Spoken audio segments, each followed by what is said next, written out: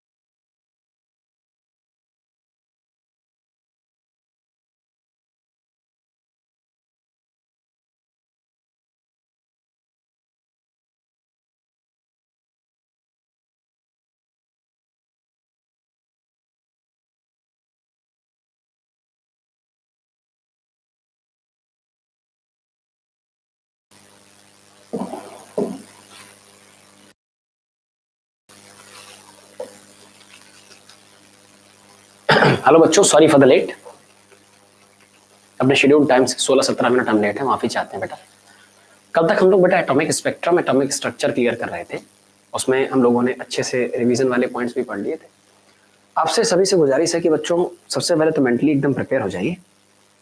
Prepare किस चीज के लिए हो जाइए कि अब एटम की बाउंड्री, मतलब एटम मान के चलिए अगर एक बहुत बड़ा सा क्रिकेट मैदान है तो उसके बीच में जो सेंटर्ड हिस्सा है वो छोटी सी बॉल के जैसा है, जिसे हम लोग न्यूक्लियस का नाम देते हैं। तो हम लोग आज न्यूक्लियस के बारे में पढ़ने जा रहे हैं। पहले न्यूक्लियस का थोड़ा सा इंट्रोडक्शन देते हैं, फिर न्यूक्लियस का शेप और साइज डिस्कस करते हैं, न्यूक्लियस की डेंसिटी का डिस्कशन करते हैं, उससे करस्पॉन्डिंग कुछ एक आधे क्वेश्चंस आपको डिक्टेट करते हैं। फिर इसके बाद बढ़ जाएंगे न्यूक्लियस के अंदर रहने वाले मेंबर्स, अर्थात न्यूक्लियॉन्स के बीच में काम करने वाले इंटरेक्टिव फोर्स और उन्हें बाइंड करने वाली एनर्जी, अर्थात बाइंडिंग एनर्जी। बाइंडिंग एनर्जी खत्म करने के बाद हमें समझेंगे कि कैसे न्यूक्लियॉन्स एक दूसरे को बाइंड अप करने में सक्षम न हो पाने की स्थिति में न्यूक्लियर अनस्टेबिलिटी का रीजन बनते हैं, जो रेडियोएक्टिविटी का जनक है। राइट? तो starting today's lecture from a very fantastic topic named as nucleus.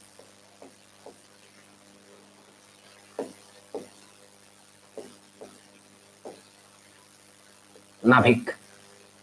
Right? अब नाभिक की शुरुआत ऐसे करते हैं बेटा,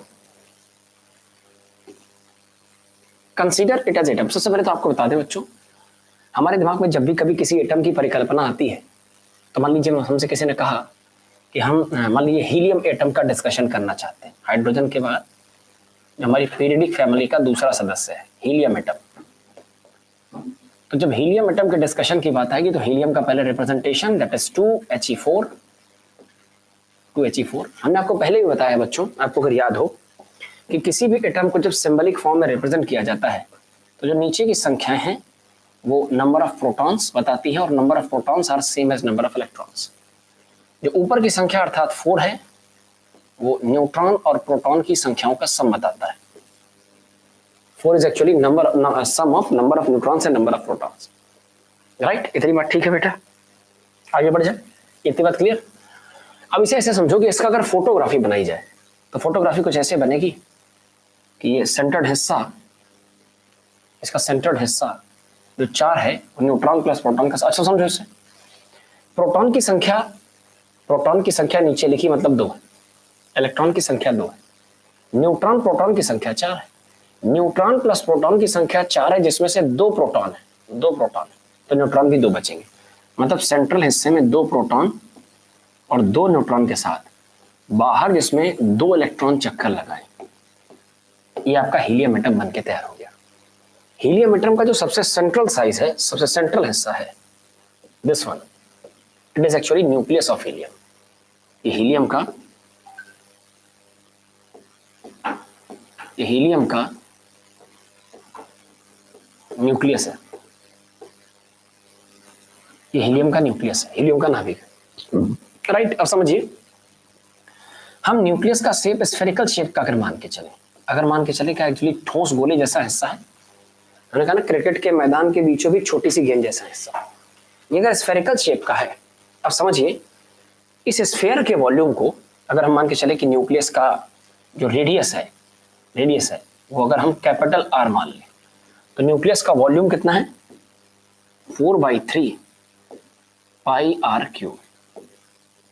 राइट? न्यूक्लियस का वॉल्यूम है 4/3 पाई R क्यूब। और न्यूक्लियस के वॉल्यूम में रहेंगे न्यूक्लियस के सदस्य अर्थात न्यूक्लियॉन। कायदे की बात, जब हीलियम एटम को 2He4 से रिप्रेजेंट किया तो नीचे का नंबर एक्चुअली एटॉमिक नंबर है और ऊपर का नंबर एक्चुअली मास नंबर है। मास नंबर को आप चाहें तो A से भी रिप्रेजेंट कर सकते हैं। You can represent mass number also with the symbol A। अब ये कह सकते हो कि एटम के अंदर का हिस्सा जिसका नाम न्यूक्लियस है, जो स्फेरिकल शेप का है, उस स्फीयर का वॉल्यूम 4/3 πr³ है। ये डिसाइड करेगा कि कितने लोग अंदर रह सकते हैं। इस बात को तो आप सहमत होंगे बेटा कि जितने ज्यादा सदस्य उतना ज्यादा वॉल्यूम चाहिए। हम कह रहे हैं अगर घर में 2 लोग आए तो छोटे से घर से काम चल जाएगा, बट अगर घर में रहने वाले रेजिडेंशियल लोगों की संख्या 20 है तो we need a big space.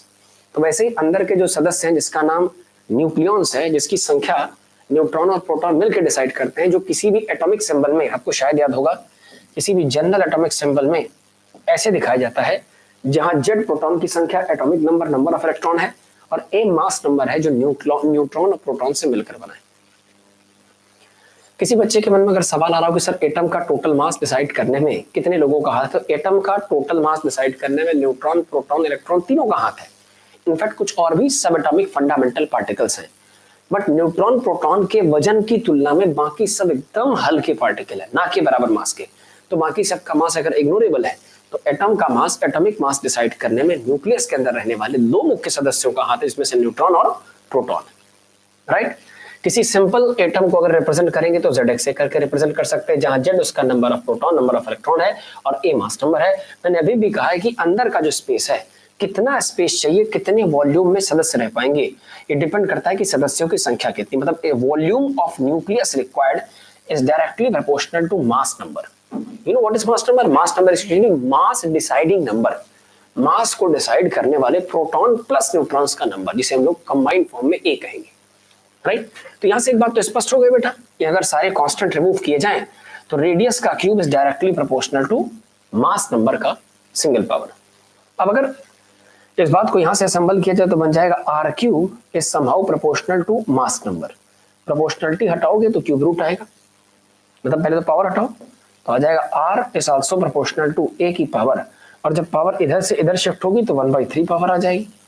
और प्रोपोर्शनलिटी हटाओगे तो कांस्टेंट डेवलप हो जाएगा, तो रिजल्ट आएगा R radius of nucleus is equal to, constant लगाओगे तो R0 आएगा और इनटू A की पावर 1/3, और जो भी आंसर आएगा वो in terms of metre.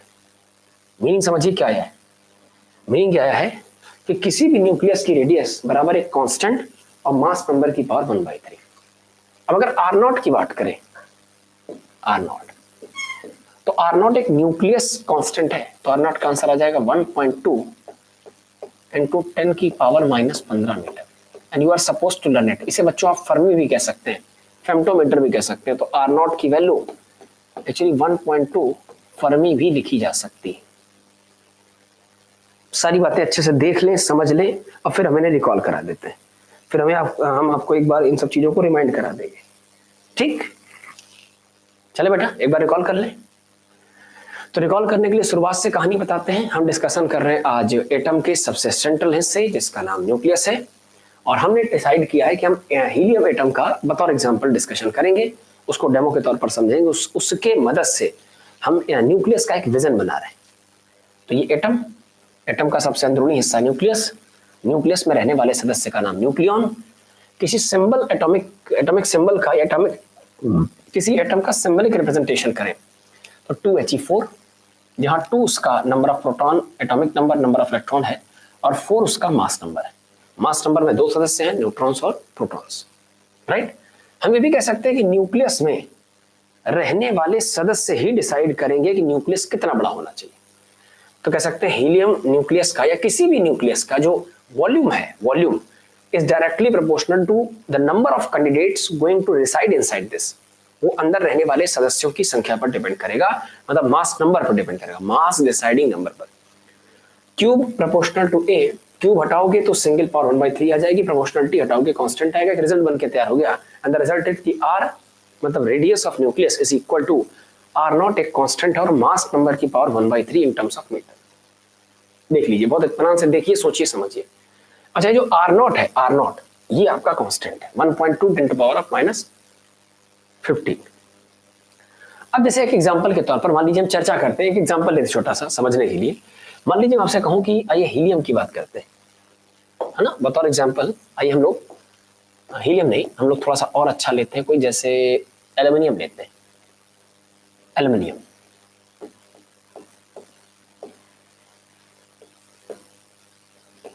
Aluminium के न्यूक्लियस का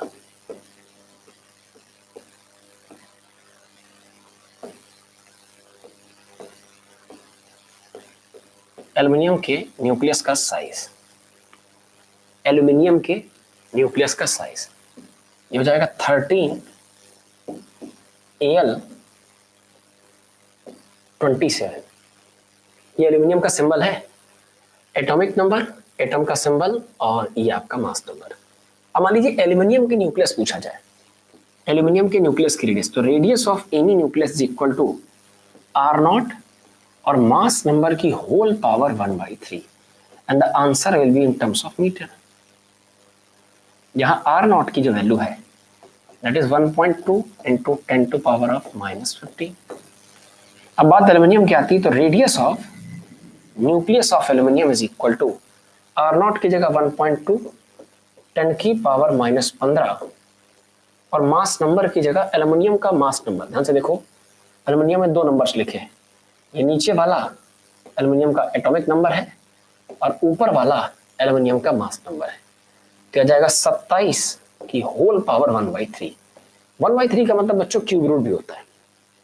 थोड़ा आगे बढ़े तो इसी बात को लिख सकते हैं 1.2 इंटू 10⁻⁻15 और 27 की पावर 1/3 को बहुत ध्यान से समझिए।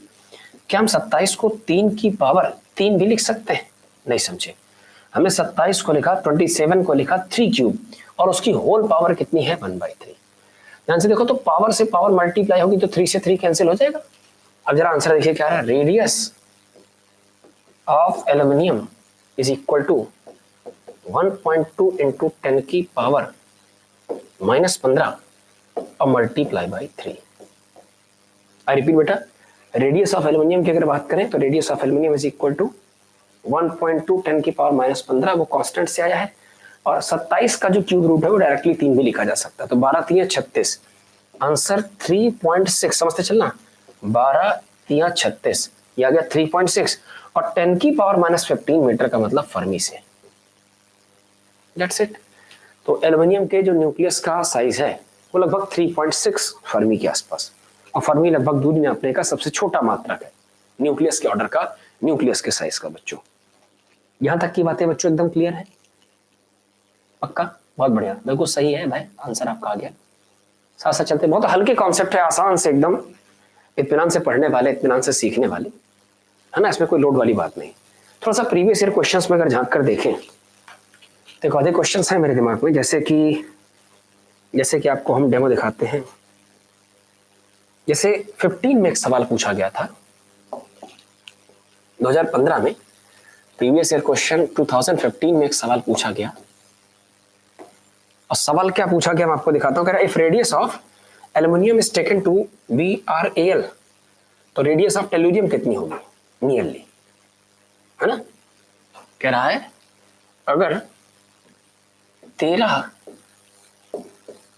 एल्युमिनियम 27 की रेडियस का नाम R रखा जाए, लेट अस सपोज, तो 53 टेल्यूरियम 125 की रेडियस क्या होगी, राइट। हम तो इस बात को ऐसे समझेंगे बेटा बहुत आसान तरीके से कि एक एटम की इंफॉर्मेशन है, उसका रेडियस दिया है, दूसरे एटम की इंफॉर्मेशन, उसका रेडियस पूछा है।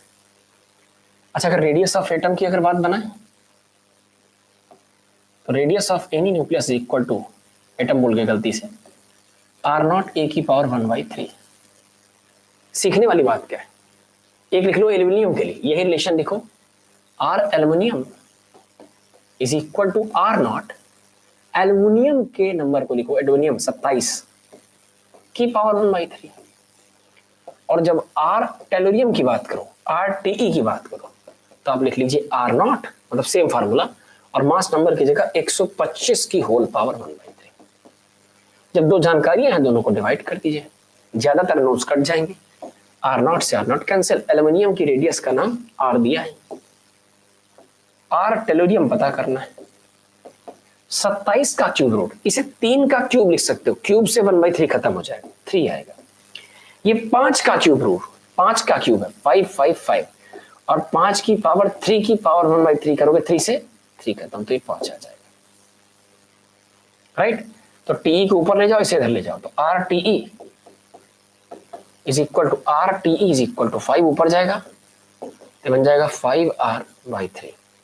Are TE is equal to 5r/3। ये देखिए आंसर आ गया। ये प्रीवियस ईयर सवाल है, बिल्कुल आसान सा, कर पाओगे बेटा, कोई समस्या? अब इसी के बाद जो अगला फैक्टर आता है, that factor is atomic density, sorry nuclear density. So next factor, इस पे प्रीवियस ईयर क्वेश्चंस में क्वेश्चन पूछा गया। आओ दिखाते हैं अगला topic, nuclear density. Nuclear density, nuclear density, nucleus की डेंसिटी। ये न्यूक्लियस, अब चाहे तो इसके बाहर एक आउटर फेस दिखा सकते हैं, एटम का, एटम का दृश्य दिखा सकते हैं ना। न्यूक्लियस, न्यूक्लियस का सेंट्रल हिस्सा, न्यूक्लियस के अंदर जो सदस्य हैं वो ए के बराबर, नहीं समझे? याद करो, हमने अभी आपसे कहा था किसी भी एटम का सिंबल लिखोगे तो क्या ZX लिखा जाएगा, जहां Z नंबर ऑफ प्रोटॉन है और Z he number of electron है, बट ए मास नंबर है जो कि नंबर ऑफ न्यूट्रॉन और नंबर ऑफ प्रोटॉन के सम के बराबर है। देख लीजिए, तसल्ली से देखिए, देख लीजिए, सोच लीजिए। राइट, कोई समस्या? पक्का? अब जरा बुद्धि का इस्तेमाल करो। जब NP शब्द दिया है ना, हम तो किसी एटम की बात करें, एटम के अंदर के हिस्से न्यूक्लियस की बात कर रहे हैं। न्यूक्लियस में सदस्य कितने हैं? तो आपने कहा sir number of neutron plus number of proton के बराबर, जिसका नाम ए है, न्यूक्लियॉन की संख्या। अच्छा, एक बड़े आश्चर्य की बात है, थोड़ी सी बात हम डिस्कस करना भूल गए, कि किसी भी एटम के 3 main constituent, electron, proton, neutron, में अगर सबके इंडिविजुअल मास की बात करें तो मास ऑफ इलेक्ट्रॉन इज 9.1 10 की पावर -31 किलो, हल्का है। मास ऑफ प्रोटॉन की बात करें, इट इज 1.67 10 की पावर -28 kg, -27 kg, 1.667 10 की पावर -27 किलो।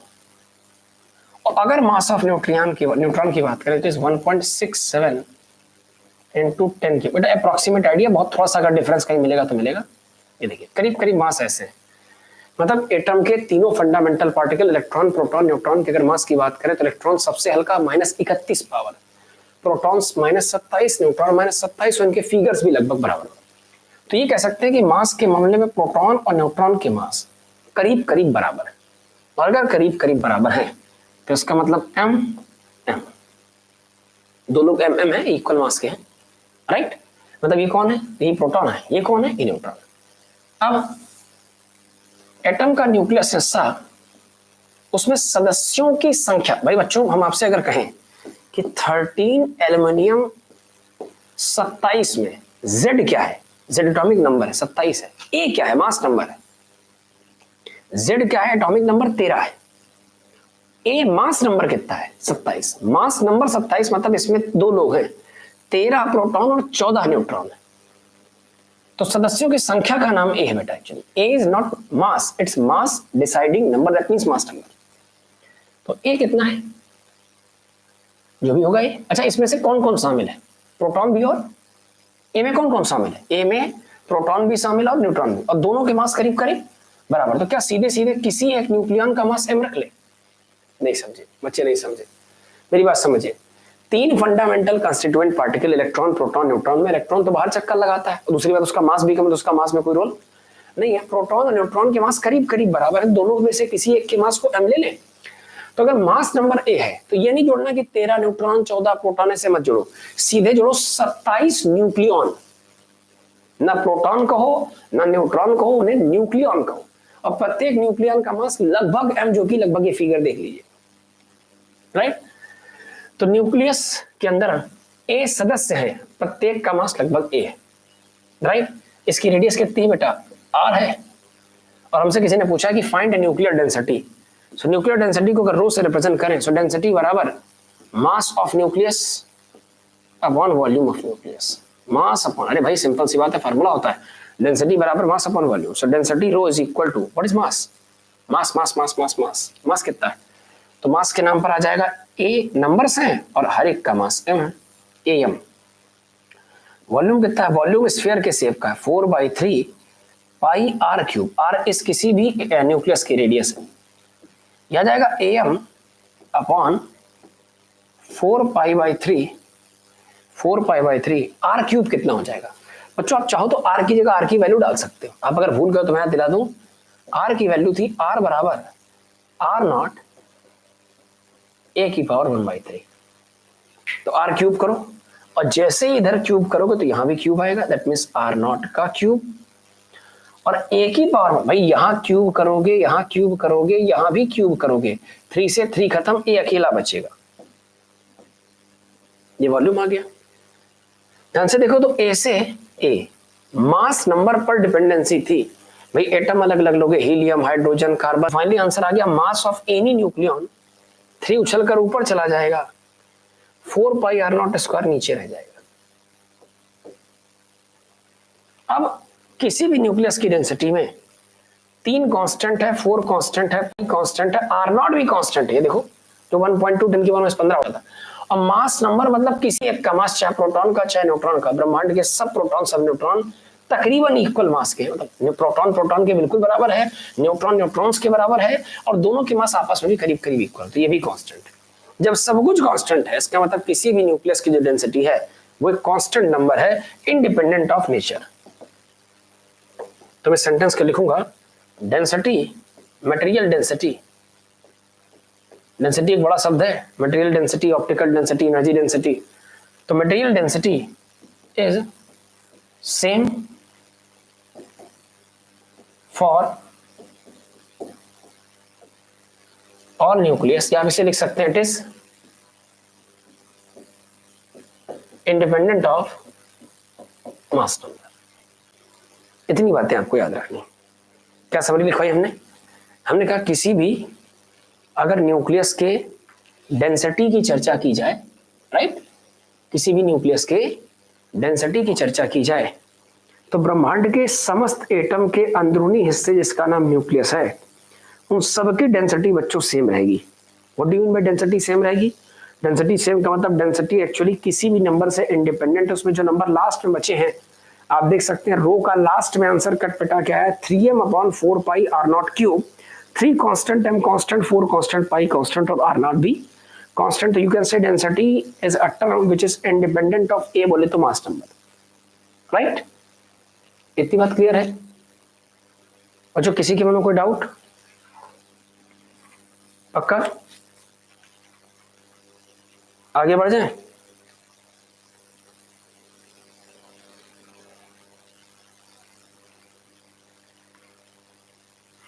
आइए, राइट। अब आपको अगर प्रीवियस ईयर क्वेश्चंस में से हम कुछ पूछें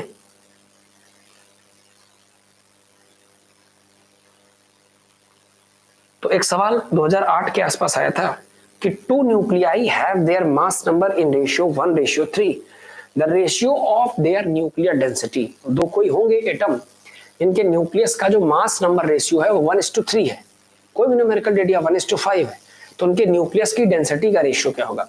बच्चों डेंसिटी अगर सेम है तो किसी एक वाले की भी डेंसिटी डी आएगी, तो 8 वाले मास नंबर की भी डेंसिटी डी आएगी, और जब नंबर सेम होते हैं तो कट के रेशियो 1:1 आता है,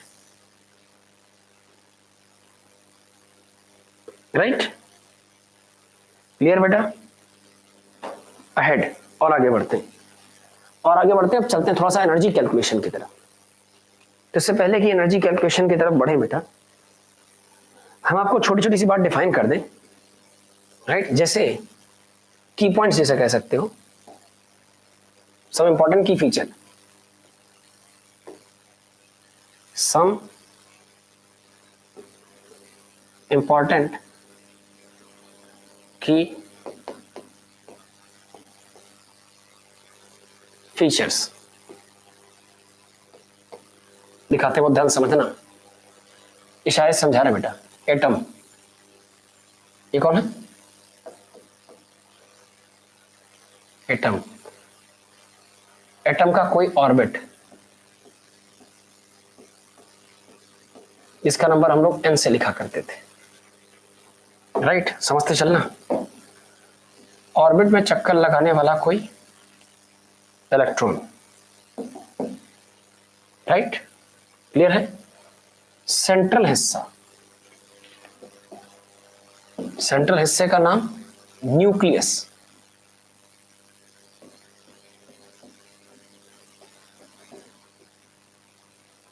न्यूक्लियस, न्यूक्लियस में रहने वाले सदस्य न्यूट्रॉन और प्रोटॉन, और उन दोनों की कंबाइंड संख्या का नंबर A, और A का ही नाम मास नंबर, राइट। कोई समस्या? न्यूक्लियस का साइड डिसाइड करने वाली रेडियस R, रिजल्ट R बराबर R0 मास नंबर की पावर 1/3, राइट, आंसर फर्मी में आएगा। डेंसिटी ऑफ ऑल ब्रह्मांड nucleus is constant, right. Neutron, proton, electron के इंडिविजुअल मास वो लिख दिए थे पहले।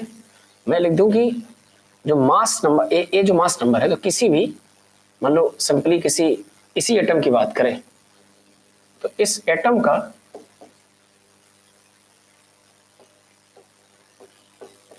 Atomic mass is equal to mass number के बराबर AMU। क्या लिखा है? मास नंबर के बराबर। What is mass number? A और multiply by AMU। What is AMU? AMU is nothing but its atomic mass unit. Value 1.66 10 की पावर, एक बार कंफर्म कर ले, बिल्कुल ठीक है बेटा, 1.66 10 की पावर -27 किलोग्राम। बच्चों 3 डेटा इस तरीके का लिख सकते हैं। प्रोटॉन का भी मास इसके करीब होता है, न्यूट्रॉन का भी इसके करीब होता है। अब समझिए बहुत ध्यान से, न्यूक्लियस के सदस्य में न्यूट्रॉन भी है और प्रोटॉन भी है। न्यूट्रॉन प्रोटॉन का जो करीब करीब मास है वो AMU के बराबर होता है। मतलब आप कह सकते हो एक प्रोटॉन और एक न्यूट्रॉन करीब करीब 1 AMU के बराबर होता है।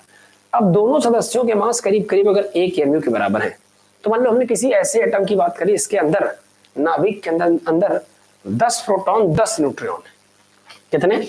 10 तो 10 मिलकर उसका मास नंबर कितना बन गया बेटा? 20। अब एक प्रोटॉन या एक न्यूट्रॉन 1 AMU का है, तो 20 लोग कितने AMU हो जाएंगे? 20 AMU। अब मैं आपको ये बताना चाहता हूं कि जब भी कभी किसी एटम की चर्चा आएगी तो उसका जो मास नंबर है बस उसी में AMU लगा के हम डायरेक्ट लिख सकते हैं। क्या बोला मैंने? हमने ये डिस्कस किया कि किसी भी एटम के अंदर जो न्यूक्लियस है उसके मास नंबर में डायरेक्ट AMU लगाकर सीधे मास लिख सकते हैं। मतलब मास नंबर लिखा है मैंने, atomic mass is equal to mass number times of AMU। अगर A है मास नंबर तो A AMU, राइट। अब क्या किया गया? अब जुगाड़ लगाया गया कि अगर प्रोटॉन का मास और न्यूट्रॉन का मास केजी में लिखने की बजाय एटॉमिक लेवल की मास यूनिट में ही कन्वर्ट किया जाए।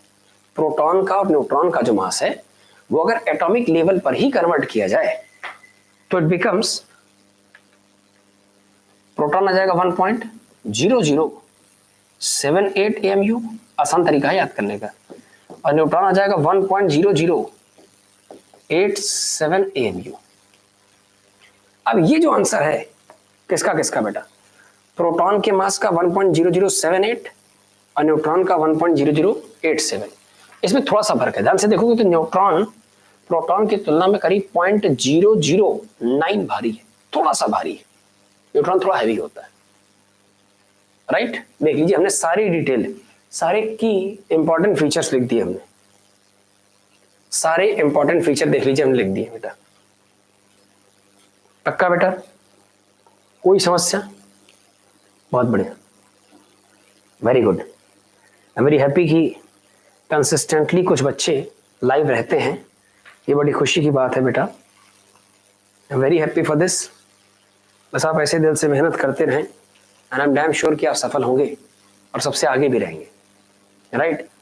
क्योंकि दिन भर की क्लासेस के बाद अगर इतनी थकान में हम थोड़ा सा आपकी सपोर्ट से थोड़ी सी मेहनत कर पा रहे हैं बेटा, तो आपका ये रेगुलर क्लास को ज्वाइन करना और बने रहना, इट गिव्स एनर्जी। देख लीजिए बहुत ध्यान से, ये हमें सारे की फीचर लगे। अगर एक बार खुली बोल कोई कहेगा तो हम कहेंगे भैया देखो ध्यान से, बड़ा सा आइटम है, अंदर न्यूक्लियस है, न्यूक्लियस में न्यूट्रॉन प्रोटॉन की संख्या का नाम ए है, ए का मतलब मास नंबर है, ये ऑर्बिट है, इलेक्ट्रॉन नाच रहा है, न्यूक्लियस सेंट्रल हिस्से का न्यूक्लियस नाम है, अंदर के सदस्यों का जो मास है वो एटॉमिक मास है। मतलब एक्चुअली यही जो सदस्य मास डिसाइड करेंगे, चूंकि इलेक्ट्रॉन बहुत हल्का है तो मास डिसाइड करने में मास नंबर को एमयू से मल्टीप्लाई करो, इतना ही मास होता है। और एक एमयू की वैल्यू, एक एटॉमिक मास यूनिट की value 1.67 10 to the power of -27 kg है। अगर प्रोटॉन और न्यूट्रॉन को भी एएमयू में कन्वर्ट करा जाए तो 1 proton is equal to 1.0078 and 1 neutron is equal to 1.0087 AMU, right. अगली कॉन्सेप्ट और आती है बेटा,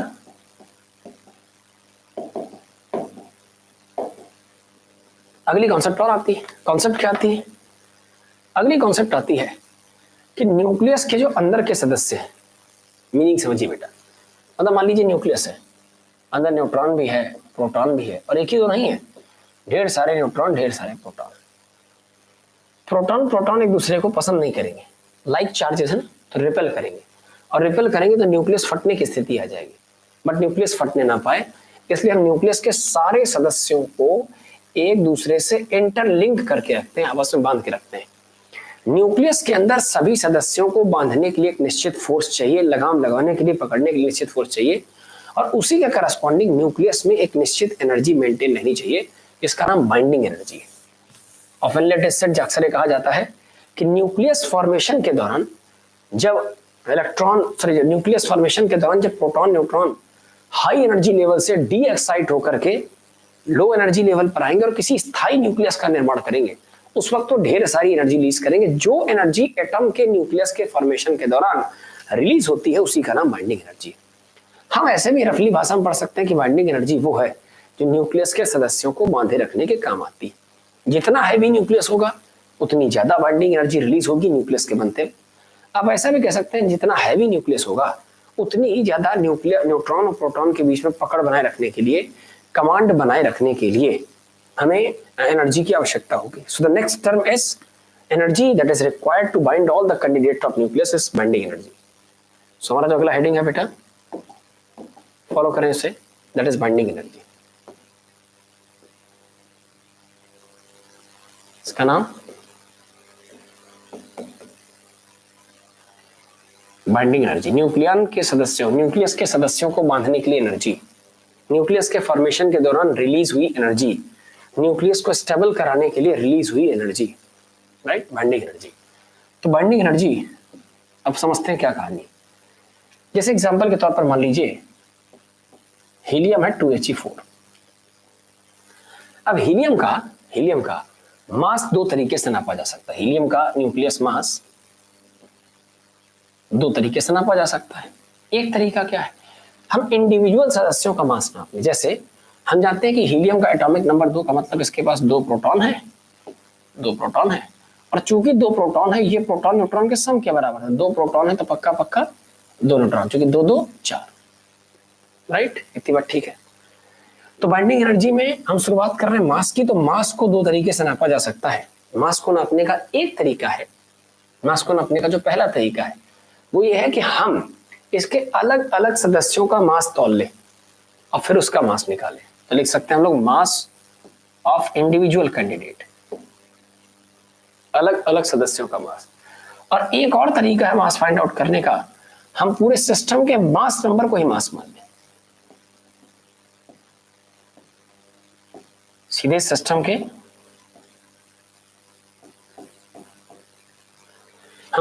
मास नंबर को ही एएमयू में लिख के मास मान लें। और एक तरीका है हम मास निकालने किसका बेटा, इंडिविजुअल का, राइट, इतनी बात ठीक है। अब समझिए, अब देखेंगे कि जब न्यूक्लियस के सदस्यों का मास निकाला गया,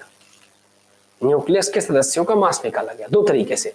एक बार न्यूक्लियस को सीधे तौल लिया गया, वो आ गया AMU। और एक बार न्यूक्लियस के इंडिविजुअल सदस्य नंबर ऑफ न्यूट्रॉन्स को अलग, नंबर ऑफ प्रोटॉन्स को अलग तोला गया, तो ये देखा गया कि इंडिविजुअल तोले गए मास में और कंबाइंड तोले गए मास में, मतलब घर के एक एक सदस्य को बुला करके तोलो उसमें, और अगर इकट्ठा तोलो तो उसमें फर्क आता है। और जो मास मास में जो डिफरेंस आएगा, जो difference in individual and difference in combined आएगा, उसे हम लोग कहते हैं कि इतना मास डिफेक्ट में चला गया, इट इज मास डिफेक्ट।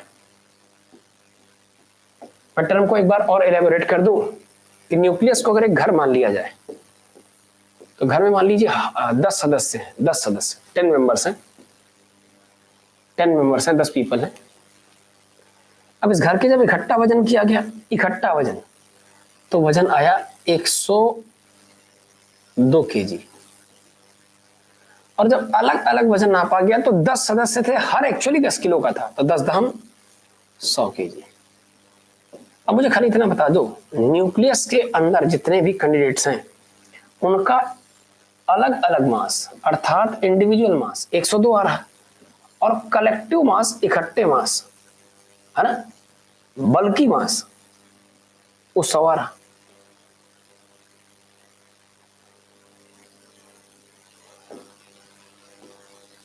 अब ध्यान से देखिए, जब इसमें डिफरेंस देखोगे तो बच्चे के सर इकट्ठे 100 आया और इंडिविजुअल में 102 आया, 2 का डिफरेंस है, 102 माइनस 100 करो 2 का, ये जो 2 का डिफरेंस है ये रहेगा। ये मास एक्चुअली सिस्टम में एनर्जी के फॉर्म में कन्वर्ट हो गया from equation of Albert Einstein साहब, E बराबर mc²। Some of the mass has converted in energy. तो हम बाइंडिंग एनर्जी में सबसे पहले फोकस करेंगे मास को। मास 2 तरीके से निकल सकता है, इंडिविजुअल अलग अलग न्यूक्लियस के सदस्यों को तौल लिया जाए, या सबको इकट्ठा तराजू खड़े करके AMU नाम दे दिया जाए, मास नंबर बराबर, ये मास डिफेक्ट कहलाएगा।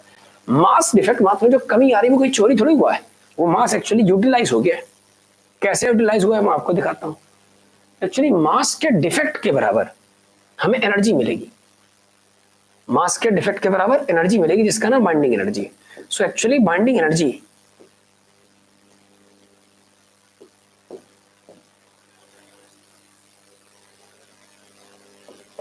is nothing, binding energy is actually energy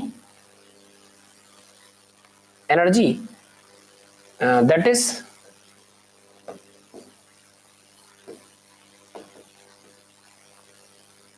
equivalent to, ध्यान समझिए, लिखा बाइंडिंग एनर्जी, तो बाइंडिंग एनर्जी मतलब energy that is equivalent to mass defect.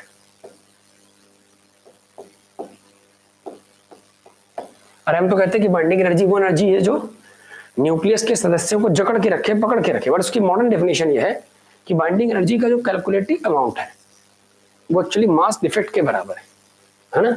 तो बाइंडिंग एनर्जी एक एनर्जी है, एनर्जी कैलकुलेट करने का तरीका E, मास डिफेक्ट आएगा delta M multiply by c², E बराबर डेल्टा mc²। मीनिंग जो इंडिविजुअल सदस्यों और कंबाइंड का मास आया है उसमें जो डिफरेंस आया है उसी का नाम मास डिफेक्ट है, और एनर्जी जो मास डिफेक्ट के इक्विवेलेंट आएगी उसी का नाम बाइंडिंग एनर्जी, जो कि E बराबर डेल्टा mc²। बच्चों अगर गलती से ये आंसर जूल में आता है तो इसे 1.6 10 की पावर -19 से डिवाइड कर दें, तत्काल आपका फायदा होगा, और जो आंसर है वो किसमें बदल जाएगा, मिलियन इलेक्ट्रॉन वोल्ट या मेगा इलेक्ट्रॉन वोल्ट पर। राइट, अब पहले इतनी बातों को आप एकदम से हरी झंडी दीजिए, फिर हम आगे की बात करते हैं बच्चों। 1 मिनट का पॉज लेंगे केवल, तब तक आप सारी बातें फटाफट हम पानी पी लेते हैं। राइट, बहुत धैर्य से सोचते रहिए।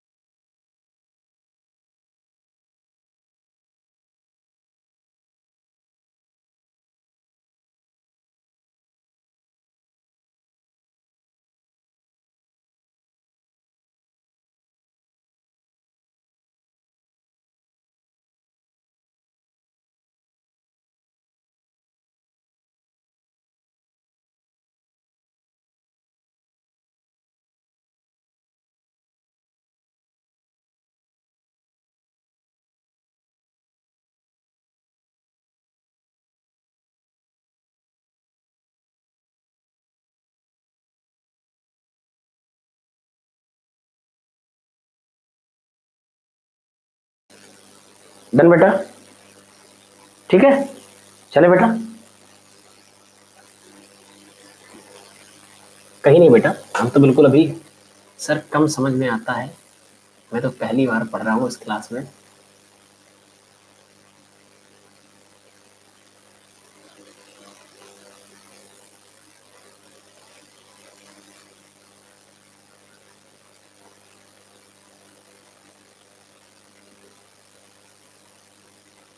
बेटा थोड़ा सा समय लगता है, ऑनलाइन एक्चुअली आप लोग एडॉप्टेड नहीं है ना, इसलिए थोड़ी सी समस्या हो सकती है।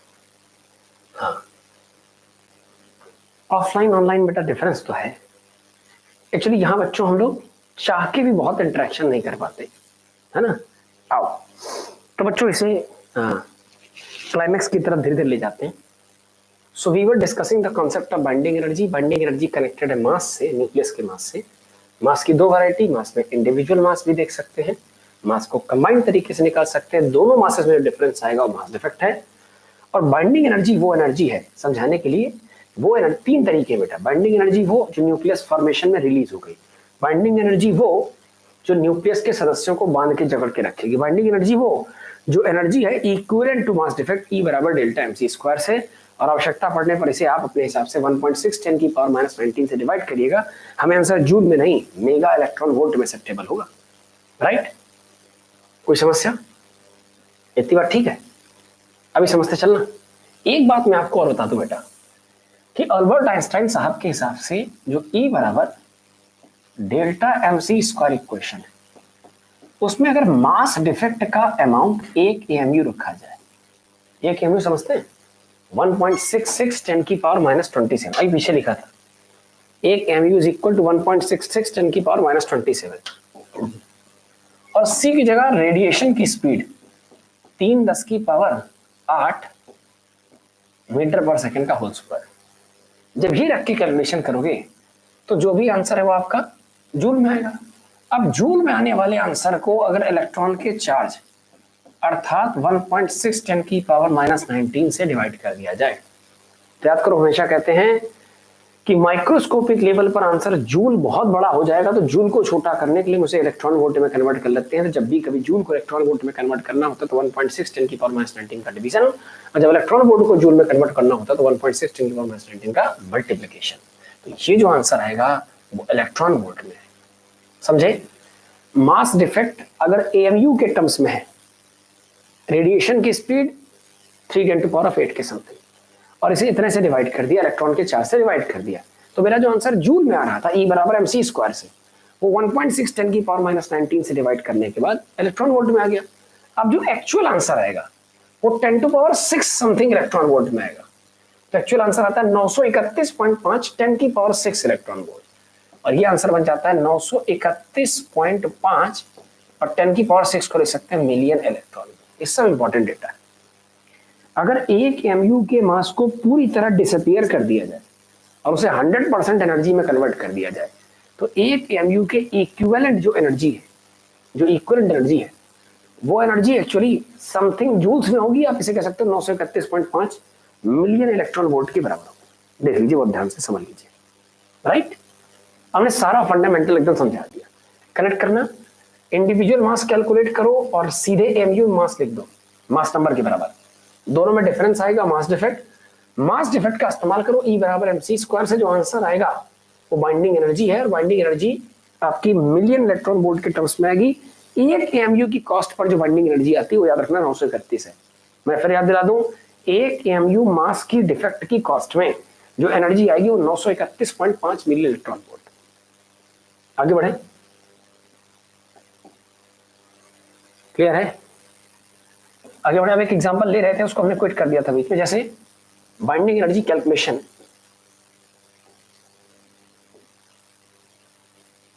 बाइंडिंग एनर्जी कैलकुलेशन, है ना। Binding energy calculation for, we are going to calculate binding energy. So binding energy calculation for helium बोले तो 2He4, 2He4 समझिए। आइए हीलियम कौन जाना 2He4, 2 उसका नंबर ऑफ प्रोटॉन है, 4 उसका number of neutron plus number of proton है, number of neutron plus number of proton का नंबर मास नंबर।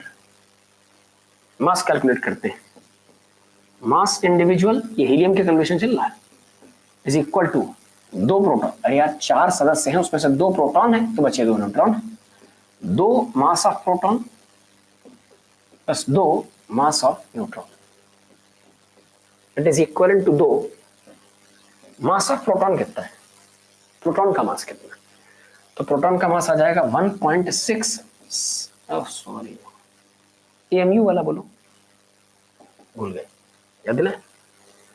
प्रोटॉन का मास एमयू 1.0078, हम एमयू इसलिए लिख रहे हैं क्योंकि बाइंडिंग एनर्जी एमयू से जल्दी कैलकुलेट हो जाएगी। एक एमयू बराबर 931, तो लगा देंगे अगर इतने मास डिफेक्ट में इतनी बाइंडिंग एनर्जी तो इतने एमयू मास डिफेक्ट में इतनी एनर्जी, तो मास of proton 1.0078, mass of neutron 1.0087 है ना, तो 2 मास ऑफ प्रोटॉन आ जाएगा 1.0078 एमयू और plus 2 times of mass of neutron 1.0087 AMU. So individual mass is equal to, ये कितना आ जाएगा, ये आ जाएगा 2.0 और 78 दूनी 156 प्लस का ये कितना आ जाएगा 2.0 और 87 दूनी 174, I think I am right, देख लीजिए ठीक, जरा कोई दिक्कत नहीं। अभी चले ध्यान से देखो तो 6 4 10, मतलब इसको अगर जोड़ा जाए डायरेक्ट जोड़ो, 6 4 10 कैरी किया अपन, 7 5 12 1 13 की 3 हाथ लगे 3 0 4 4.0330 बिल्कुल सही जा रहा। मास इंडिविजुअल में प्रोटॉन्स के मास ये रहे, न्यूट्रॉन्स के मास ये रहे, दोनों को जोड़ो तो आंसर आ जाएगा 4.0330, दिस मच ऑफ एरिया। ये इंडिविजुअल सदस्यों का मास है। एक और तरीका है, if you go for combined mass, मतलब अगर आप इंडिविजुअल की जगह डायरेक्ट मास क्या लिखते हैं कंबाइंड लिख दें, तो कंबाइंड मास कितना आ जाएगा, कंबाइंड का मतलब सीधे मास नंबर से बताओ, तो मास नंबर है कितना, सीधे मास नंबर भैया 4 है, तो 4 एमयू। अब देखो फर्क है कि नहीं, अगर मास नंबर को ही मास मान लिया जाए सीधे सीधे तो 4 MU, aluminium 27 MU, nitrogen 14 MU, और अगर अलग अलग सदस्यों का कैलकुलेशन करोगे, प्रोटॉन का अलग एमयू में, न्यूट्रॉन का अलग, तो आंसर थोड़ा ज्यादा आएगा। हर सदस्य को अलग अलग बुला के ट्रीट करोगे तो मास ज्यादा आएगा, इकट्ठे तोलोगे थोक पे सस्ता पड़ेगा, कम आएगा। हमने क्या किया, हमने दोनों का डिफरेंस निकाला, सो डिफरेंस इन मास निकाला, और डिफरेंस इन मास का ही नाम मास डिफेक्ट है। So difference in mass is equal to mass in case of individuals minus mass in case of combined, that is equal to, individuals में कितना आंसर आया है 4.0330 माइनस कंबाइंड में कितना है, कंबाइंड में 4 है, 4.0330 में 4 चले जाएंगे तो बचेगा 0.0330 इन terms of AMU, atomic mass unit, right. और आगे बढ़ जाए, और आगे बढ़े बेटा, और आगे चले, और देखो ध्यान से, डन। अब ये बताओ, अभी अभी कैलकुलेट किया था कि एक एएमयू के equivalent 931.5 million electron volt energy है, और दिखाते हैं, ये देखिए, अगर मास डिफेक्ट का अमाउंट 1 एएमयू है तो आंसर 931.5 है। अब इसी में लॉजिकली चलो कि एक एएमयू के करस्पॉन्डिंग इतनी है, तो इतने एएमयू के करस्पॉन्डिंग 0.0330 एएमयू के करस्पॉन्डिंग कितनी है? तो 0.0330 इंटू 931.5, राइट। आप तसल्ली से कैलकुलेशन कीजिए। हमें तो ऐसा लग रहा है कि ये संख्या करीब करीब 1000 के आसपास, करीब करीब 1000 के आसपास, और ये संख्या लगभग लगभग 0.0, तो 0.3 अंक खिसका दो, 3 अंक खिसका दो, तो ये जो आंसर आएगा वो राउंड फिगर आप करके देखिएगा। ये जहां तक कैलकुलेशन से हमें याद है, थोड़ा सा लेंदी है, ये 30 पॉइंट समथिंग आएगा। Let me check the calculation, आप आराम से करिएगा। हमने एक अंदाजा बता दिया, यस ये 30.73 आता है। अरे हम तो ऐसे कह रहे हैं ना, ये लगभग 1000 के आसपास है, तो अंक 1 2 3 खिसक जाएगा 33। अब चूंकि 1000 से छोटा है तो आंसर भी 33 से छोटा आएगा, राउंड फिगर 30 के आसपास।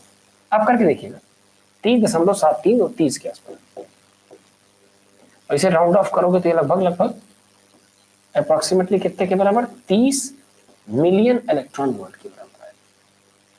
डन। तो ये कंफर्म हो गया कि हीलियम के सदस्यों का, हीलियम के सोर्स देख लीजिए, हीलियम के सदस्यों का, हम हीलियम का डिस्कशन कर रहे हैं, हीलियम के मास नंबर को ही डायरेक्ट मास माना जाए तो कंबाइंड मास 4 एमयू है। अलग अलग सदस्य न्यूट्रॉन प्रोटॉन निकाले जाए तो आंसर 4.0330 आ रहा। अब इंडिविजुअल और इसमें फर्क है, तो जो डिफरेंस आएगा वो 0.0330। मास डिफेक्ट के हिसाब से एनर्जी का अंदाजा लगाओगे तो एक एमयू में अगर इतनी एनर्जी, तो इतने एमयू में इतनी मच ऑफ एनर्जी, राइट। अब इस बात को और गौर समझिए, हम इस बात को ऐसे भी कह सकते हैं, कैसे कह सकते हैं कि 2He4 में, किसमें? 2He4 में, ये 4 क्या है? ये न्यूक्लियस के सदस्य हैं, न्यूक्लियॉन्स हैं। ये क्या है?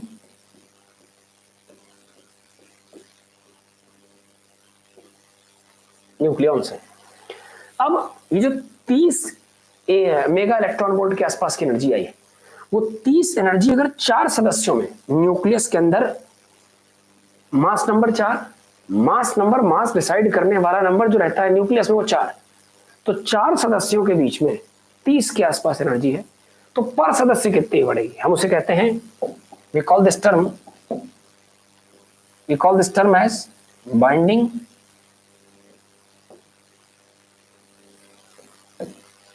Energy per nucleon.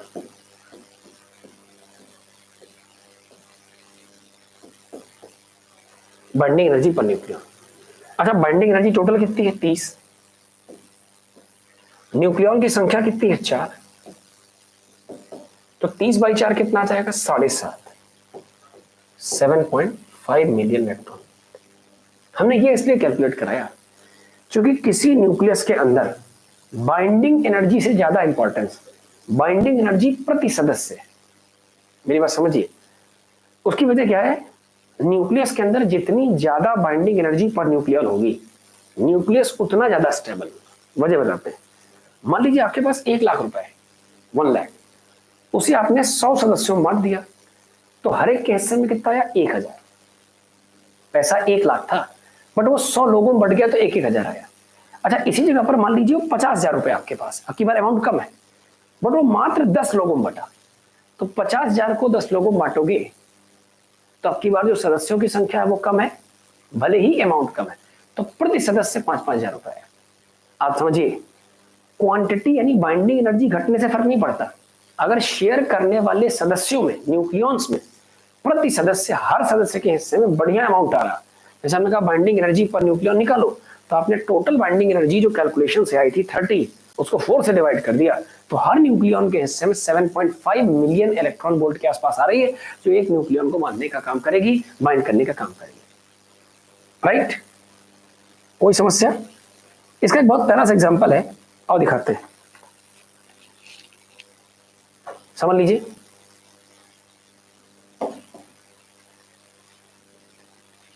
समझिए, इस एग्जांपल के तौर पर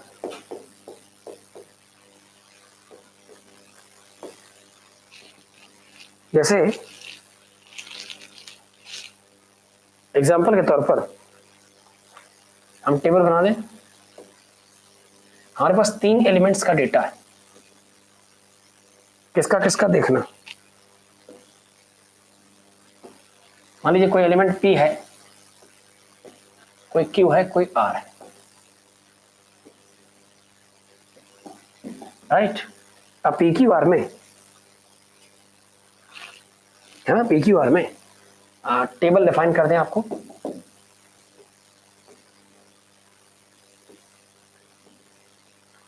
टेबल डिफाइन कर दें, जैसे ये टेबल है मास नंबर्स की।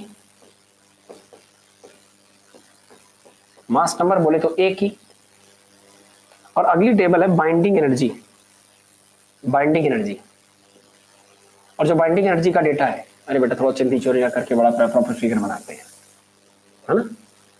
एग्जाम्पल के तौर पर बस तुरंत फिर से रेडी कर देंगे। वी हैव 3 टेबल्स, है ना, बट इसमें कैलकुलेशन कम पड़ जाएगा, कैलकुलेशन के लिए स्पेस कम पड़ जाएगा बेटा। ऐसे दिखाते हैं, वी हैव 3 टेबल्स।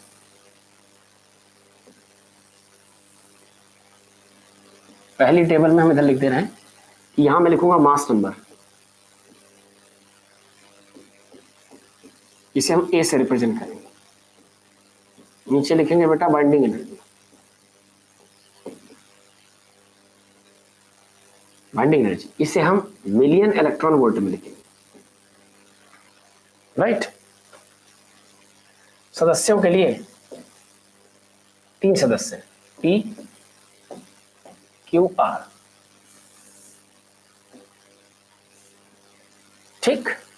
एक टेबल बना है, 3 element P Q R, mass number लिखेंगे, बाइंडिंग एनर्जी। जैसे P का मास नंबर 10 है, बाइंडिंग एनर्जी 100 है।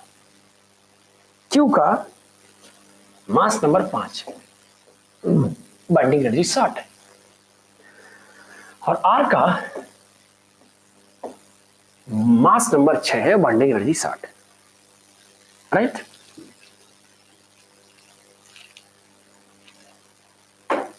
चले, अब हमसे अगर कोई पूछे कि इसमें सबसे कम स्टेबल कौन है, सबसे ज्यादा स्टेबल कौन है, दोनों में कौन कौन बराबर स्टेबल है, तो ध्यान रखिएगा किसी भी न्यूक्लियस की स्टेबिलिटी हम उसको ऐसे लिख सकते हैं एज अ प्राइम फैक्टर कि न्यूक्लियर स्टेबिलिटी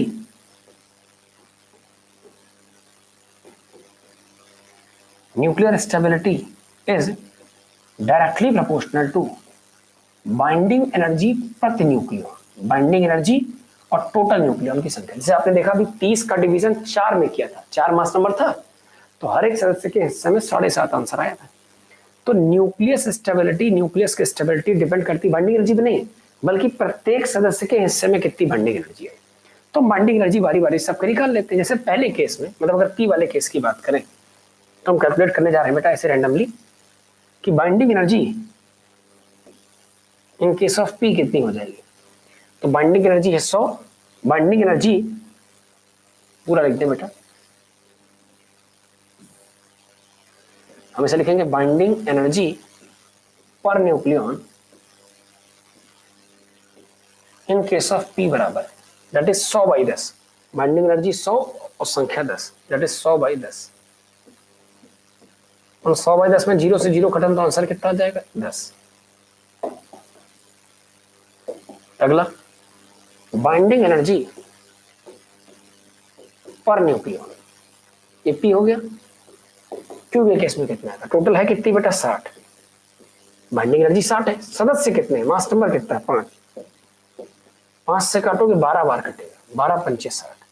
और इसी जगह में अगर आखिरी सदस्य R की बात करूं तो binding energy divided by total number of nucleon, अर्थात binding energy per nucleon R के लिए है कितनी 60, डिवाइड कितने लोगों में 6, 6 से काटोगे 10 आंसर, चेक कर लो आराम से।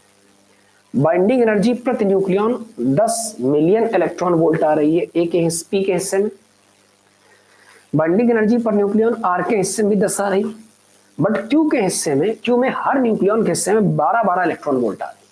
तो आप कह सकते हो न्यूक्लियस बनते वक्त हर न्यूक्लियन ने 12 रिलीज किया है, मैक्सिमम एनर्जी रिलीज है मतलब न्यूक्लियस अब मैक्सिमम स्टेबल पोजीशन पर है, अब एनर्जी रिलीज नहीं हो सकती, एकदम सुस्त मस्त इत्मीनान से सारे न्यूक्लियन बैठे। सो पूछे अगर somebody ask me who is the maximum stable, if somebody ask me who is maximum stable, तो मेरे मन से रिस्पॉन्ड आएगा कि मैक्स न्यूक्लियर स्टेबिलिटी डिपेंड करती है बाइंडिंग एनर्जी पर न्यूक्लियन पर। अब तीनों में सबसे बड़ा नंबर 12 है तो binding energy per nucleon Q के केस में सबसे ज्यादा। मैक्सिमम स्टेबल वो होगा जिसकी बाइंडिंग एनर्जी पर न्यूक्लियन सबसे ज्यादा होगी, और जिसकी बाइंडिंग एनर्जी पर न्यूक्लियन सबसे ज्यादा है वो कैंडिडेट आपका क्यू है। That's it. कम कौन है? अब बाकी दोनों बराबर है बेटा, उसमें कम ज्यादा कोई खेल ही नहीं, राइट? देख लीजिए, अब इसी आधार पर एक कर्व बनता है and the curve is known as binding energy curve.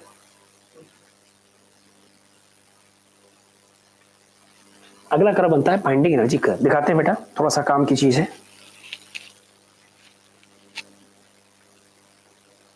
अगला कर्व बनेगा curve is binding energy curve. है आओ आगे बढ़ जाए, नेक्स्ट पेज की तरफ चलते हैं, इसी डेटा का इस्तेमाल करते हैं and we are going for binding energy curve.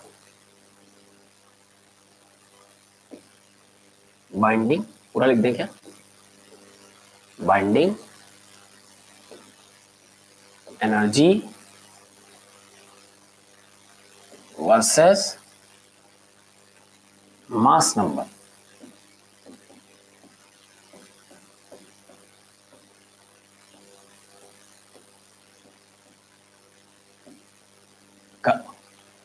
क्या लिखा है? Binding energy versus mass number curve, right? Binding energy versus mass number curve. आओ देखें जुगाड़ का है। आओ देखो बेटा, देखिए तरीका क्या है। सबसे पहले बताइए, कर्व बनाना हो, ग्राफ बनाना हो, हमें दो एक्सेस की रिक्वायरमेंट होती है, एक जो वेरिएबल है और दूसरा जो डिपेंडेंट है। आइए प्रॉपर बनाते हैं।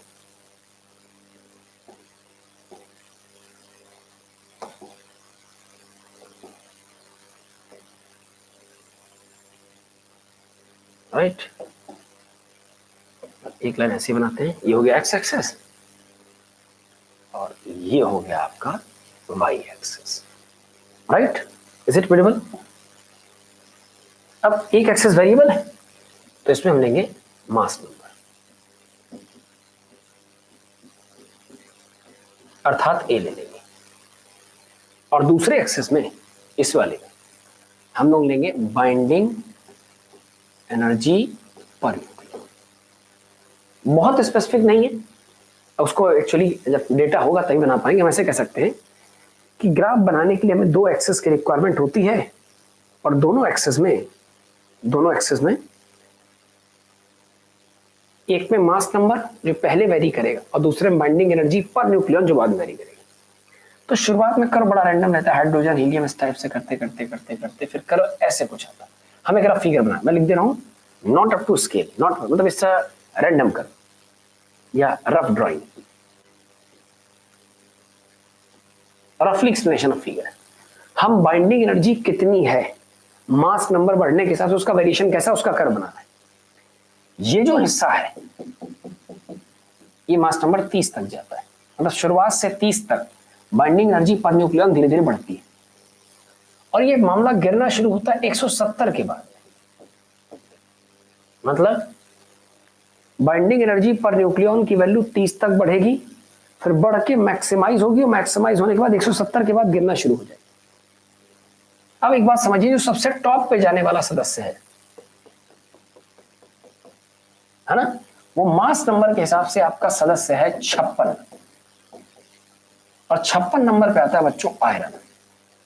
और आयरन की बाइंडिंग एनर्जी बच्चों जहां तक मुझे याद है नियरली 8.75 के आसपास जाती है। Yes, it's 8.75 million electron volt per metre, 8.75 MeV per nucleon. Iron के न्यूक्लियस में प्रत्येक सदस्य के पास 8 साढ़े 8 बाइंडिंग एनर्जी है। अब ध्यान से देखिए, जैसे जैसे मास नंबर बढ़ेगा तो पहले बाइंडिंग एनर्जी पर न्यूक्लियन बढ़ेगी, मतलब न्यूक्लियर स्टेबिलिटी की तरफ जा रहे हैं। फिर एक सर्टेन नंबर तक न्यूक्लियस स्टेबल रहेंगे, इसके बाद धीमे धीमे मास नंबर बढ़ने के साथ साथ बाइंडिंग एनर्जी का अमाउंट पर न्यूक्लियन गिरता जाता है, तो न्यूक्लियर स्टेबिलिटी खतरे में आ जाती है। अब ब्रह्मांड के समस्त सिस्टम स्टेबल रहना चाहते हैं, तो जो लोग स्टेबल रहना चाहते हैं, जो लोग स्टेबल रहना चाहते हैं, वो स्टेबल रहने के लिए दो काम कर सकते हैं। क्या कर सकते हैं? किसी भी तरीके से इस रीजन से उठ के इधर में आ जाए, मतलब बाइंडिंग एनर्जी के लो लेवल से, लो बाइंडिंग एनर्जी लेवल से उठ करके हाई बाइंडिंग एनर्जी में आ जाए, और इधर वाले भी लो से उठकर हाई में आ जाए। इधर के सदस्यों का मास नंबर छोटा है, उन्हें यहां आने के लिए मास बढ़ा के आना पड़ेगा, तो यहां के छोटे छोटे दो सदस्य कोलैप्स करेंगे, और कोलैप्स करने का नाम पड़ता है बेटा फ्यूजन। तो हम कह सकते हैं कम मास नंबर वाले फ्यूज करके इस रीजन पर आएंगे। कैसे आएंगे बेटा? फ्यूज करके। इस बात को रफ कर दूं, हम कहते हैं कम मास वाले इधर फ्यूजन करके आएंगे,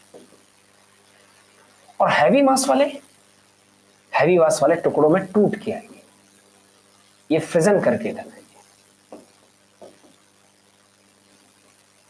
बल्ब फ्यूज हो गया, मतलब बल्ब ने ऑक्सीजन के साथ कॉम्बिनेशन कर लिया, तो छोटे न्यूक्लियस फ्यूज करके अपना मास नंबर बढ़ाएंगे और लो बाइंडिंग एनर्जी रीजन से हाई बाइंडिंग एनर्जी में आएंगे।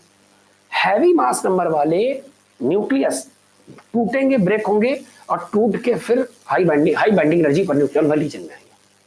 तो एक फिनोमेना फ्यूजन है, एक फिनोमेना फिजन है। तुमसे कोई पूछे बेटा कि what is the purpose of fusion in fusion, why does it take place, तो आप कहेंगे यूनिवर्स के सभी system as per nature's rule, प्रकृति के नियम, जिसके पीछे कोई तर्क नहीं चलता। भाई गेंद नीचे क्यों गिरती है, इसका कोई तर्क नहीं। आप कह सकते हैं सर ग्रेविटी की वजह से, बट वो तो हमने एक रीजन निकाला है। क्यों ग्रेविटी नीचे क्यों लगती है, या ग्रेविटी हमेशा टूवर्ड्स मास की होती है, अवे फ्रॉम मास की नहीं होती। तो कुछ प्रकृति के नियम, उसका कोई तर्क, मतलब उसके पीछे कोई लॉजिक नहीं, वो नियम है, उसी से तर्क बनते हैं। तो हम कह सकते हैं बाइंडिंग एनर्जी का सारा खेल है। फिजन और फ्यूजन होता क्यों, तो फिजन और फ्यूजन दोनों प्रक्रम एक्चुअली न्यूक्लियर स्टेबिलिटी को बढ़ाने के लिए ब्रह्मांड के सभी system lowest energy amount, lowest binding, lowest potential energy level पर रहना चाहते हैं, मैक्सिमम बाइंड होकर रहना चाहते हैं। तो न्यूक्लियर स्टेबिलिटी को बढ़ाने के लिए ही न्यूक्लियर फिजन भी होता है, इसमें बड़े न्यूक्लियस टूटकर छोटा बनाते हैं, और न्यूक्लियर स्टेबिलिटी को बढ़ाने के लिए फ्यूजन होता है, जिसमें छोटे न्यूक्लियस कोलैप्स करके हाई टेम्परेचर पर एक लार्ज न्यूक्लियस फॉर्म करते हैं। क्लियर है बेटा? कोई समस्या?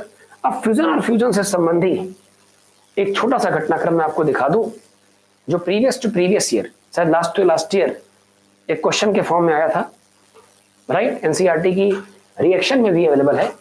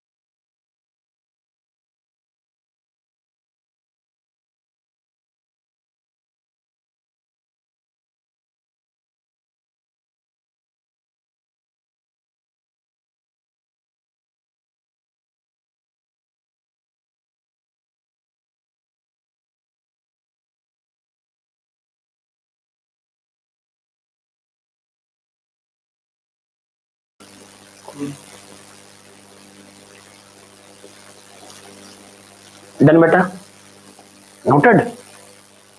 एक बात और सीखिए, अब प्रीवियस ईयर एग्जांपल्स में भी देखोगे तब भी मिलेगा न्यूक्लियर फिजन और फ्यूजन के कुछ एग्जांपल। सम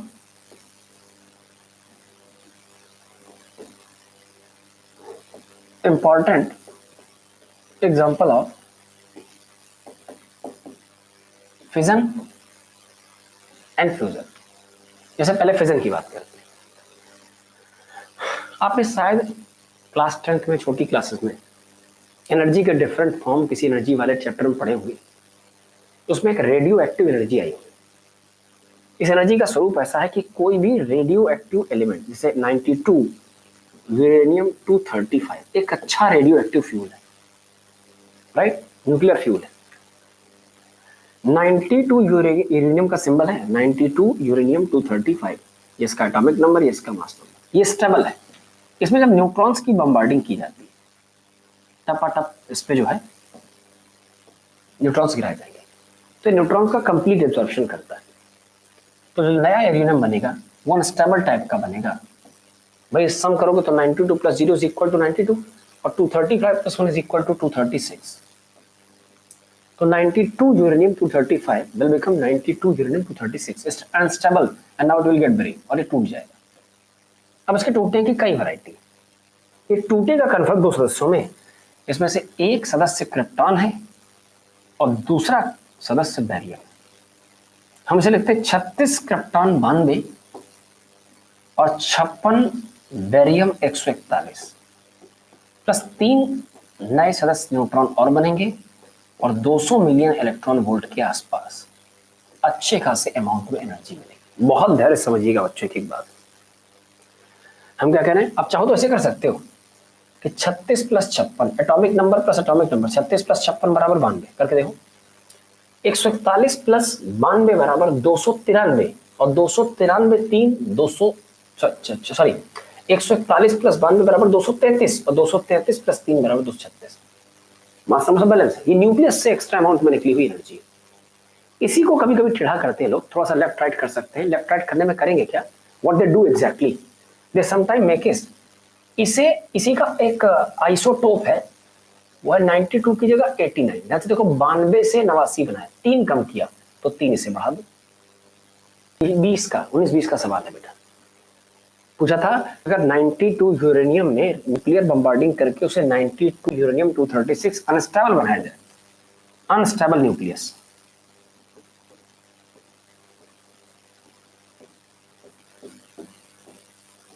है ना, अनस्टेबल न्यूक्लियस बनाया जाए तो it will get break in 2 parts, krypton and barium. Krypton के केस में 36 क्रिप्टन 89 और 56 बैरियम 144, ऐसे भी लिख सकते हो। अब इसे 3 कम करो 141 करो तो इसको बाद में कर दो, बाकी संख्या सेम है, राइट। एक तो ये इंपॉर्टेंट है। अब इसी में फ्यूजन की जो रिएक्शंस हैं, फ्यूजन वो दिखाते हैं आपको। ये तो एग्जांपल ऑफ, इसमें एनर्जी इमिशन हुआ है बेटा।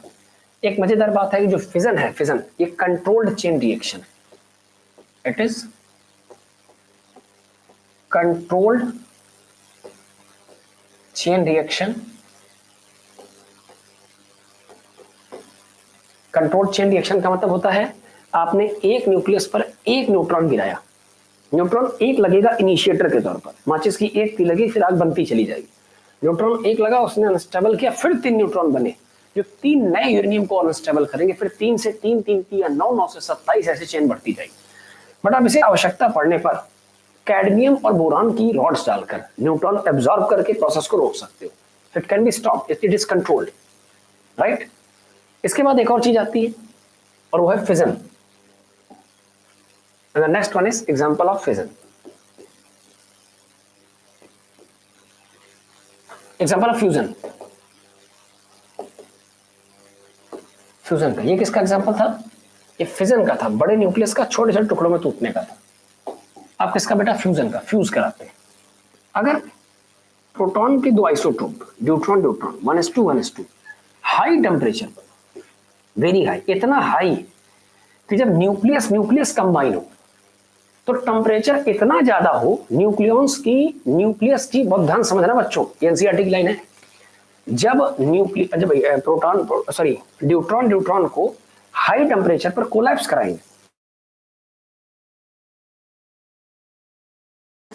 Proton 1h1 is proton protium, 1s2 is deuterium, 1s3 is nucleus के पॉजिटिव चार्ज रिपल्सिव फोर्स को ओवरकम कर लेगा, प्लस रिपल्सन होगा, फिर भी हाई टेम्परेचर पर अच्छी काइनेटिक एनर्जी से दो न्यूक्लियस कोलैप्स होकर एक बन जाए, राइट। सो इट्स हाई टेम्परेचर, ये हाई टेम्परेचर पर टेक प्लेस होगी, it will take at high temperature.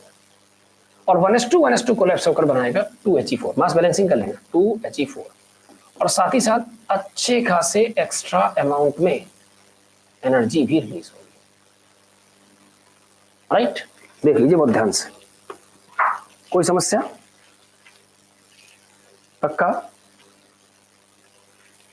Done बेटा, इतनी बात ठीक है?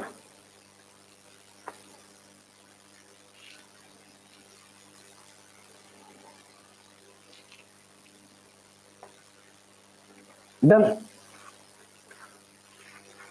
तो अब यहां के बाद का जो पार्ट आता है वो आता है न्यूट्रॉन प्रोटॉन, मतलब न्यूक्लियस के अंदर के न्यूट्रॉन प्रोटॉन रेशियो के इम्बैलेंस होने का, जिसकी वजह से सब्सटेंस अपने आप को खुद से स्टेबलाइज करने के लिए न्यूट्रॉन्स को प्रोटॉन्स में, प्रोटॉन्स को न्यूट्रॉन्स में, न्यूट्रॉन बढ़ा सकता है, प्रोटॉन घटा सकता है, प्रोटॉन बढ़ा सकता है, न्यूट्रॉन प्रोटॉन के साथ खेलेगा। और ऐसी परिस्थितियों में वो कुछ इमिशन करेगा, कुछ पैकेट्स का इमिशन करेगा जिनके पास मास भी होगा, and those are alpha particle, beta particle and gamma particle. तो न्यूक्लियस के स्टडी का अब जो पार्ट बचा है वो एक तो बचा है क्वेश्चन प्रैक्टिस का, और साथ ही साथ अगला जो पार्ट होगा वो रेडियो एक्टिव वाले चैप्टर का इनिशिएटर भी है। मतलब next term will be initiation of radioactivity as well as finishing of nucleus. उसमें हम लोग अल्फा बीटा गामा पार्टिकल भी पढ़ लेंगे। अभी आज इतना कंटेंट आप अच्छे से रिवाइज कर लें। ये करीब करीब आज हम लोग की सारी क्लास में, मैं एक बार शुरू से बता दूं और एक बात और इन्फॉर्मेशन दे दूं बेटा, कल क्लास नहीं हो पाएगी।